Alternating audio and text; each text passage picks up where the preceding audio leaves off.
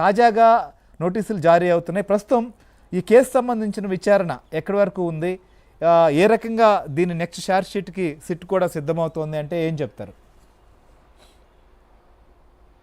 శ్రీహరి, ఆంధ్రప్రదేశ్లో 2019 నుంచి 2024 వరకు జరిగిన మద్యం కుంభకోణానికి సంబంధించి రాష్ట్ర ప్రభుత్వమే మద్యం షాపులను ఏర్పాటు చేసి డిజిటల్ పేమెంట్లు కాకుండా నగదు రూపంలో క్యాష్ తీసుకొని నిర్వహించిన ఈ వ్యవహారంలో దాదాపుగా 3,500 కోట్ల రూపాయల వరకు కూడా ముడుపులు చేతులు మారాయి అని చెప్పి రాష్ట్ర ప్రభుత్వానికి ఆరోపణలు వచ్చాయి, ఫిర్యాదు అందింది. ఈ ఫిర్యాదు ఆధారంగా ఏపీ ప్రభుత్వం తొలుత సిఐడి విచారణ నియమించి ఆ తర్వాత సిట్టుని విజయవాడ సిపి రాజశేఖర్ బాబుని సిట్ అధిపతిగా నియమించి సిట్ విచారణ చేయించింది. ఇందులో ఇప్పటికే మొత్తం 52 మందిని ఈ కేసులో నిందితులుగా చేర్చగా వీరిలో దాదాపుగా 16 మందిని అదుపులోకి తీసుకుంది. వీరిలో దాదాపుగా 5గురికి ఇప్పటికే బెయిల్ రాగా మిగతా వాళ్ళంతా కూడా విజయవాడ గుంటూరు జిల్లా జైల్లో రిమాండ్ ఖైదీలుగా ఉన్నారు. అయితే ఈ నేపథ్యంలోనే ఈ కేసుకు సంబంధించి ఇప్పటికే ఈడీ ఎంటర్ అయింది. ఈడీ విజయవాడ జిల్లా జైల్లో రాజ్ కేసిరెడ్డి అని ఈ మొత్తం ముడుపుల వ్యవహారంలో కీలక పాత్రధారిగా ఉన్న కేసిరెడ్డి రాజశేఖర్ రెడ్డిని ఇతన్ని ఇప్పటికే అదుపులోకి విజయవాడ జిల్లా జైల్లోనే ప్రశ్నించింది. అదేవిధంగా ఒక మద్యం డిస్టిలరీ యజమాని కూడా ప్రశ్నించింది. దీంతో పాటు విజయవాడ సిపి రాజశేఖర్ బాబుతో సమావేశమై కీలక డాక్యుమెంట్లు అంటే ఇప్పటికే ఈ కేసులో 3 ఛార్జ్ షీట్లను దాఖలు చేశారు. 4వ ఛార్జ్ షీట్ని నెలాఖరులోపు దాఖలు చేయబోతున్నారు అని కూడా సమాచారం అందుతుంది.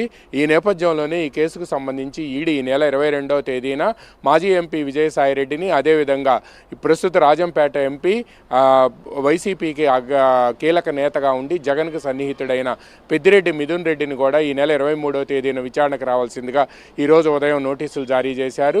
అయితే ఈ నెల ఆఖరిలోపు కూడా సిట్టు ఫైనల్ ఛార్జ్ షీట్ దాఖలు చేయబోతుంది. ఇప్పటి వరకు కూడా ఈ మద్యం కుంభకోణంలో పాత్రదారులు ఎవరనేది కూడా ఇప్పటి వరకు కూడా అరెస్టులు జరగగా ఇప్పుడు సూత్రధారి ఎవరు అంటే అసలు మద్యం కుంభకోణంలో ముడుపులు సేకరించాలని ఎవరు ఆదేశాలు ఇచ్చారు, అల్టిమేట్ బెనిఫిషరీ ఎవరు, ఎండ్ బెనిఫిషరీ ఎవరు అనేది కూడా అంటే ఎవరి దగ్గరికి ఈ ముడుపులు చేరాయి అనేది కూడా తేలాల్సి ఉంది. అందువలన కీలక సూత్రధారి ఎవరి ఆదేశాల మేరకు ఈ ముడుపులు సేకరించారనేది కూడా ఫైనల్ ఛార్జ్ షీట్లో పేర్కొంటారు అని తెలిసింది. శ్రీహరి, మనం ఇక్కడ ఇంకో విషయాన్ని కూడా గమనించాలి. ముంబైకి చెందిన రోనక్ కుమార్, అదేవిధంగా అనిల్ చోక్రా వీళ్ళిరువురిని కూడా పోలీసులు అరెస్ట్ చేసి విజయవాడ సిట్ అరెస్ట్ చేసింది. అయితే వీళ్ళిరువురు కూడా ముంబైలో సూట్కేస్ కంపెనీలను క్రియేట్ చేసి డబ్బును ఎన్రూట్ చేయటం, బ్లాక్ను వైట్గా మార్చేందుకు కూడా వీళ్ళిద్దరూ సహకరించారు అనేది కూడా సిట్ దర్యాప్తులో తేలింది. అందువలన వీళ్ళిద్దరిని కూడా అరెస్ట్ చేశారు.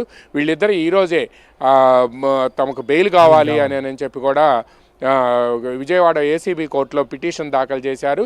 ఈ మొత్తం వ్యవహారం నేపథ్యంలోనే ఇప్పుడు ఈడీ ఎంటర్ కావటం, అదేవిధంగా ఈ నెలాఖరులోపు సిట్టు ఫైనల్ ఛార్జ్ షీట్ దాఖలు చేయడంతో పాటు ఈరోజు నిన్న విజయసాయిరెడ్డి పెట్టిన ట్వీట్ కూడా అమ్ముడుపోయిన కోటరీల మధ్య బందీగా ఉన్న ఓ ప్రజానాయకులారా మీరు ఆలోచించుకోండి. ఇటీవల వెనిజువేలాలో అక్కడ అధ్యక్షుడిని ఆర్మీ, ఎయిర్ ఫోర్సు, అదేవిధంగా గ్రౌండ్ ఫోర్సులతో సహా సాయుధులు కాపలాగా ఉన్నా కూడా వాళ్ళందరి మధ్యలో ఉండగానే తీసుకొని వెళ్ళిపోయారు. అమెరికాలో ప్రెసిడెన్షియల్ ప్యాలెస్ నుంచి తీసుకొని వెళ్ళిపోయారు.